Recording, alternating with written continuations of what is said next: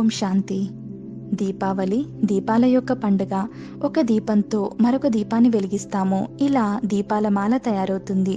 అందుకే దీపావళిని దీపాల మాల అని కూడా అంటారు. కాబట్టి ప్రతి ఇంట్లో ప్రతిరోజు దీపాలు వెలిగిస్తూ ఉంటాము. అలాగే దీనిపైన కూడా ధ్యాస పెడతాము, దీపం ఆరిపోకుండా మరియు అటు ఇటు కదలకుండా ఉండడానికి. కానీ ఇది ఒకసారి ఆలోచించే విషయము. దీపమైతే కేవలం వెలుతురుని ఇస్తుంది, అది జీవితాన్ని శుభంగా అశుభంగా ఎలా మార్చగలదు?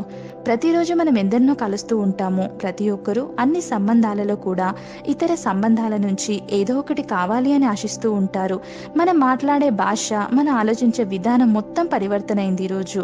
కాబట్టి మనం అందరి నుండి ప్రేమ కావాలి, గౌరవం కావాలి, నమ్మకం కావాలి. అందరూ నేను చెప్పింది వినాలి. కాబట్టి ఒకవేళ ఇంట్లో అందరూ కావాలి కావాలి అని నిలబడితే అప్పుడు జీవితం అశుభంగా మారుతుంది. ఎందుకంటే ఇచ్చేవాళ్ళు ఎవరు ఇంట్లో లేరు. కాబట్టి ప్రతి ఒక్క ఇంటికి కూడా ఒక దీపం అవసరము. దీపం అంటే నేను ఆత్మ, నాకు ఎవరి నుండి ఏది అవసరం లేదు. ఈ ఆలోచనని ప్రతిరోజు రిపీట్ చేయండి. నాకు ఎవరి నుండి ఏది అవసరం లేదు, నేను అందరికీ కేవలం ఇచ్చే ఆత్మను. ప్రతిరోజు మెడిటేషన్ చేస్తూ భగవంతునితో సంబంధాన్ని జోడించి ఆయన నుండి జ్ఞానము, శక్తులు తీసుకుంటూ మన ఆత్మలో నింపుకోవాలి.